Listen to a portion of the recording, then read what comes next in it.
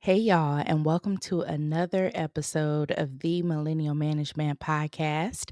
I am your host, Brandi, the Millennial Manager, and today is Wednesday. We're going to be reading out a few emails today, but first, I have some announcements. Number one, this Friday, we have a interview episode that's going to be going up. I'm going to be interviewing Dr. Kimani Sands. That name may sound familiar. That's because I was on her YouTube page this week on Sunday, and now she's going to be here on the podcast, and she's going to be bringing one of her friends along, and that person's name is Dr. Brown, Dr. Rosche Brown, and we're going to be talking about finances, okay? Because we know that if you really want to leave that job, if you really want to leave that job and you want to prepare financially, there are some steps that you need to take. So before the new year even comes, we're going to talk about money. All right. And then I got some more tricks up my sleeve when it comes to financial literacy. I have a couple friends that I'm going to be tapping into for the beginning of the year for Q1 so that you can be making sure that you're doing your best at financial planning. But this particular episode is going to be focused on if you are wanting to leave, how to wrap up your retirement. Is there anything you can do to transfer your retirement? What to do if you were to cash it completely out? So many steps that needs to take place so that you can make sure that you're making the right decisions once you're leaving the company. Now, make sure that you are following the podcast. I'm going to make sure I link the social media accounts for Dr. Kimani and also for Dr. Brown. Those two accounts are going to be linked there inside of our info space for the podcast. And then also make sure you're following me on social media at Brandi, the Millennial Manager, on all social media platforms. And then let's get to it. Okay. All right. So, our first email, y'all, this one is kind of long. It's a long one. It's a long one. I actually opened this one before the podcast started and I said, my God, it's a long one. All right. I even got a title. All right. This one says, when your fiance becomes your department director, help. Okay. With the exclamation mark. Okay. For all intents and purposes, my name is Benny. We know, baby. We know. I find myself in a sticky situation and would love your perspective on how best to navigate it. As the subject of this email suggests, my fiance is now my director or the director of my department in my company. And let me catch you up. 4 years ago, after graduating, I moved to the city where I now live. I was 22. My fiance was 25. We both work in the medical field, specifically in pharmaceuticals. He had been with the company for a few years and was working his way up. While I was just at the bottom in HR, we worked in the same department, so we saw a lot of each other. It wasn't long before we discovered that we were both gay, and we started eating lunch together and developing feelings for one another. Thankfully, we both had the maturity to avoid getting romantically involved at the time since we don't want to blur the lines between work and personal relationships. Instead, we built a solid friendship, although it wasn't without challenges. We were both two of the only three openly gay employees at the company, and while we didn't face discrimination, we definitely got teased occasionally, mostly harmless comments like, when's the wedding? Um, while it was something that while it wasn't something that made us want to leave, it did become a bit exhausting for me at times to feel like a spectacle because of our sexuality.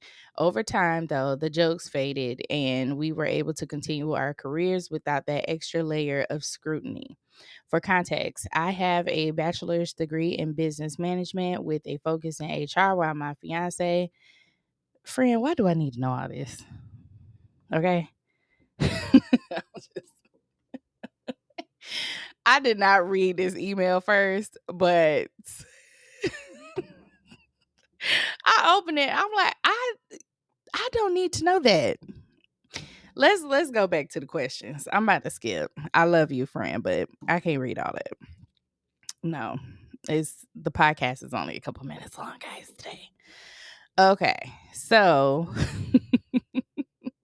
He starts his new role in January. And I've been feeling very anxious about, a lot of anxiety about this role, something I'm working through with my therapist. However, I would love your insight. I'm concerned about my fiance's new directorial position, and how that might influence how we're treated by our coworkers, especially since we've already been the subject of teasing in the past. I don't want to be treated like a spectacle again, particularly now we're now public and our relationship slash engagement is on the forefront. My biggest fear is that I eventually move up in my career and people might say he only got the position because he's married to the director of his department. Mm. So as you can see, I'm a bit fucked or in a fucked predicament. Here's where I can use your advice. Should I stay in my current role with my fiance as the director? Should I consider a role in HR, in another department within the company, even if that means starting over? Should I stay in my role and look for jobs outside the company, or should I leave the company altogether? Friend, I'm gonna tell you, I cannot work with like somewhere where my spouse is the director of anything because I never want the relationship to be viewed as inappropriate. Or if there are people who are up for jobs and I'm the person that gets it, then they're automatically going to say that, which just increases scrutiny inside of the workplace, just like you said. You know, you have the skill. I would maybe go work somewhere else, for a different company, or I would even go to a different department, but I would not let him be the person who makes the decision to influence how I get a job. Do you understand? I know your fiance is probably a wonderful person of integrity. However, optics mean everything. And if it looks like favoritism, it probably is. And your coworkers are not going to care that y'all are trying to be upstanding and all this other stuff. They're not going to care about that because they didn't get that fucking job. Okay? And they feel like you did because that's your husband. So any step that you take inside of the workplace is going to be a reflection of him. They're going to say everything that you have done is because of him. So you have to make a decision right now. If you want to stay within the company, I would move departments. Like you said, I would move to a totally different position, totally different role, work your way up because it has been a few years. I'm sure they have other positions available where you won't feel like, you're below or anything like that. You would feel like you're holding your own weight and you did it on your own. But I definitely, baby, I could not stay in a position like that because the workplace is already stressful from just the things that you have to do, especially with being in HR. Like that, I could never. I'm an operations director, and good God Almighty. Okay, I could not do that. And on top of that, have every move that I make scrutinized because they feel like it's because of my husband. That's the only reason why I'm getting this job. That's the only reason why I'm this. It doesn't matter what you actually did, the optics. Okay, that's all they see. And people believe what they see. Sometimes, even if they know in their mind, it's a lie. It could be people that work with you that know that you are a delight. They know that you are very pleasant. They know that you are skilled and very smart and effective. They know all these things about you. But because of who your spouse is, they're going to make your life a living hell. Okay? All the time. Everything that you do is going to be because of him. So if you want to switch lanes and have your career separate, then you need to move for real. You need to take another job somewhere else. And I would still, be very supportive to my spouse and help him understand if he doesn't that hey, I want to be seen as, doing things on my own to my own merit, not because of who I'm married to. So I don't think that he's going to take that personal, but you just need to have that conversation. Like, look, now that you're in this position or the position is getting ready to start, I don't want, anyone thinking that anything that I receive is because you're in this role and you're in this position, because it could, make them feel like it's favoritism, when in reality it could not be. It could not be. You could be getting that job strictly on your own. But because y'all are married, there's a lot of, it just can be seen the wrong way. So I would not. Um, I would not. Okay. All right. On to our next email. Let's see. Good morning, Brandi. Good morning, Sugar. How you doing, Betty? This one says, I'm currently working as an intern. I'm a year and a half into my internship. I've been overworked the entire time. My supervisor is a bitch. God damn. He's passive aggressive. I haven't been trained on anything else. He doesn't give any feedback. Everything is vague. I'm the only one coming into one-on-one meetings with questions and concerns. He never has anything for me during meetings unless I make a mistake. I was recently assigned a project while I was on vacation. I returned with little information about the project. I asked for clarity and received crumbs. I feel like I'm being sabotaged. This is the same supervisor who gave me a meeting expectations on my review, resulting in a 20-cent raise. What the fuck? Before I wild out, please don't crash out, baby. Please give me advice. I am meeting with the internship program manager soon. Thank you, Betty. Let me tell you something, baby. You probably are being sabotaged. This man does not like you very much. So he is probably giving you just a little bit of information because he really don't want to deal with you. He don't want to have an intern, somebody that he has to nurture, somebody that he has to lead. He doesn't want that. So you know what he's doing? He's making your life terrible because he wants you to quit. He wants you to go somewhere else. So I don't know if you have had your meeting with your internship manager, but that's probably where this is about to go. Either you are about to be reassigned to somebody else that really want to deal with that, um, or they're going to tell you like, hey, you only have a couple more months and possibly up for a job or something like that. I'm not sure exactly how this is going to go, but I will tell you that it could go either of those two ways.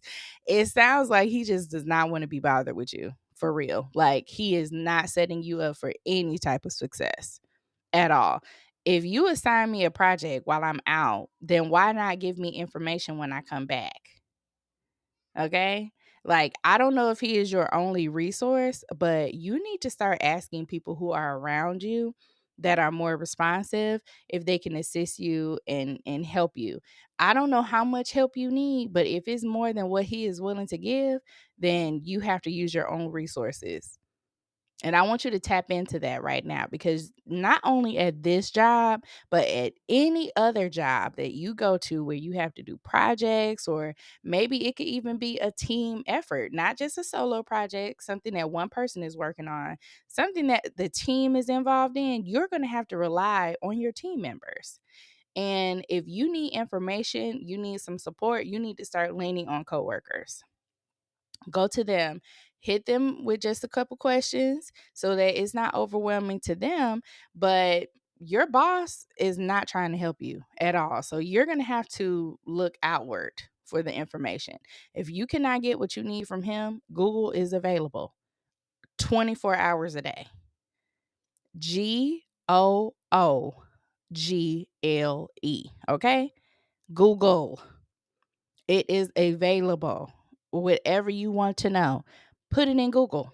Okay.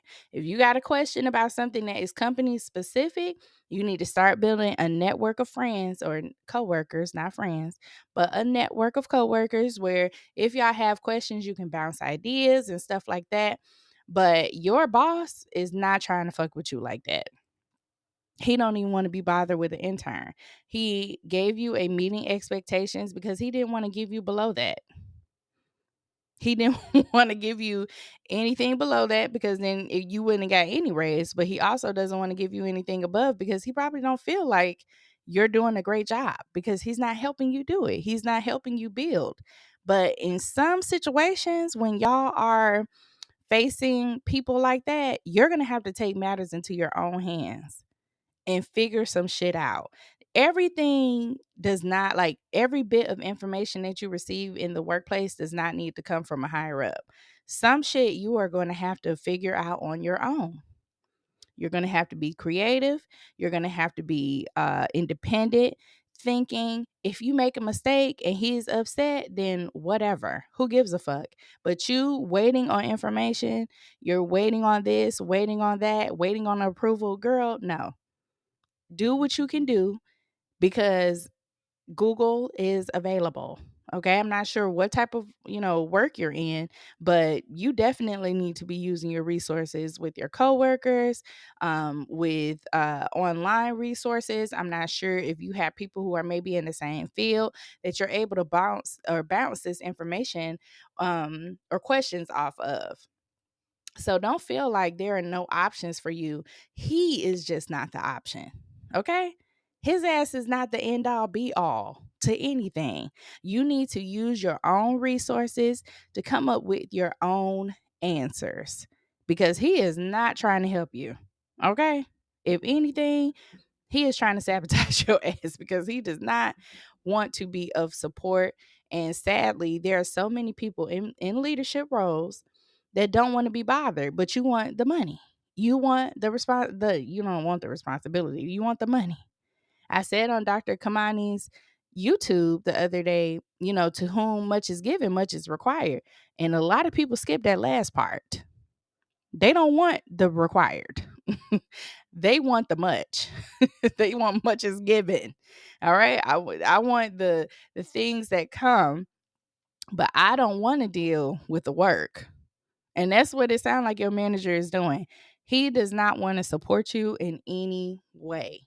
So why are you going round and round with this fool when you know that Google and there are so many other online resources to help you do your job, and they'll probably help you better than his ass ever would. So act independent. Be independent. Figure it out because he is not going to support you in any way. And you need to tap into some of them coworkers when you go and talk to your internship program manager. Don't you say nothing bad about that man. Do you hear me? Don't say nothing because you go in here and you talk bad about him. You saying this about him. What you think they're gonna do? You're in an internship, okay? You are on borrowed time. You want this to become a permanent position, or you want to move forward in your career to another company, another opportunity. Don't burn that bridge. Okay?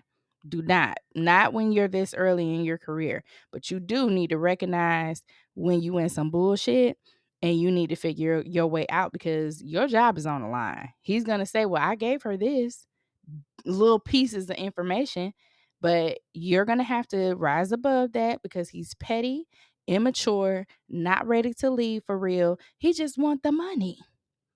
That's it. But he don't want any of the responsibility that comes along with being a leader, which means that sometimes you're going to have to answer questions a lot. Okay? If you do not want to be, ask questions, you don't want people to pick your brain, you don't want to support your team, please do not go into fucking management, okay? Because it's too many of y'all asses, and everybody has to take your employees and de-traumatize these damn people because you sending them to us and they in a horrible state, not supported, talking fast because they anxious. They feel like everybody out to get them. It really is the saddest damn thing. If you are not ready for a leadership role, please sit this shit out. Okay?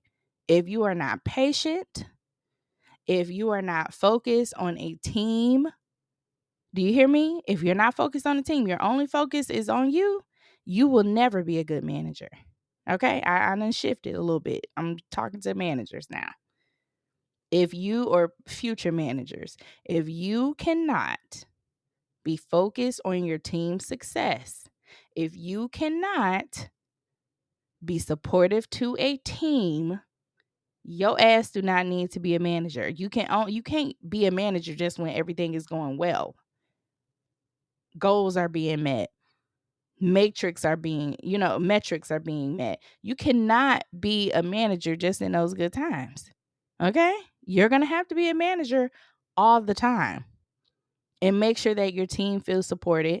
Make sure they're being heard. Make sure the needs are being met for the team.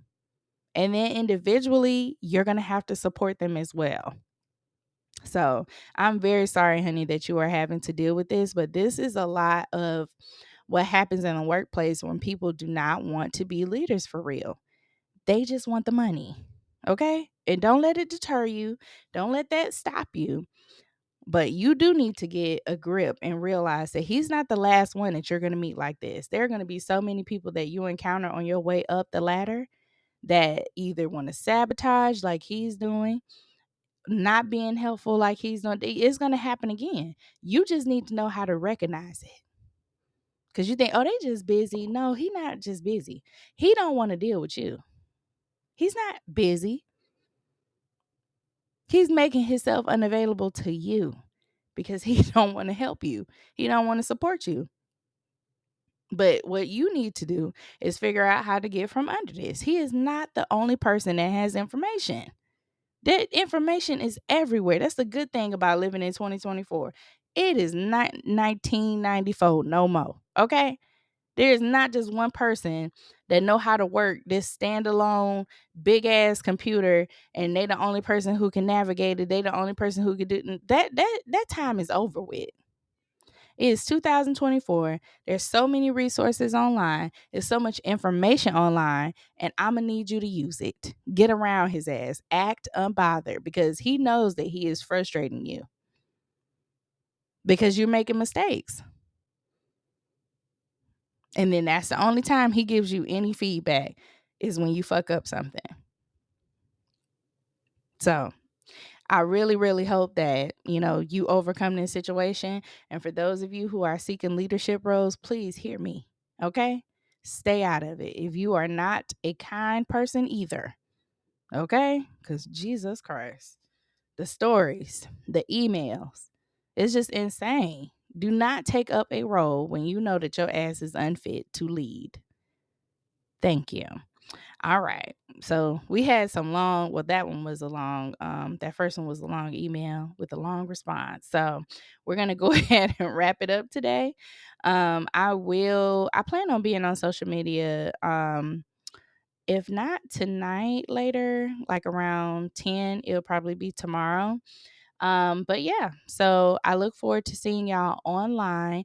Make sure y'all be listening to these ads in Jesus' name, okay? Because the content is free, all right?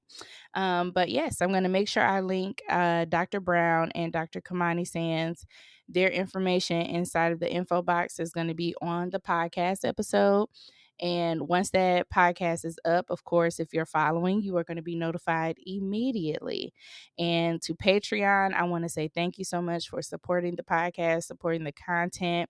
If you want to join Patreon, it is $6 a month. There is a free Patreon, and then there's the paid Patreon. And the paid Patreon is the one that receives everything, pretty much. The free Patreon is only for things that I don't mind sharing with the public. But for the most part, everything is only on the paid community, our lives and everything like that. So that's going to be it for today. I hope to see y'all on the internet, and y'all have a good ass day. Goodbye.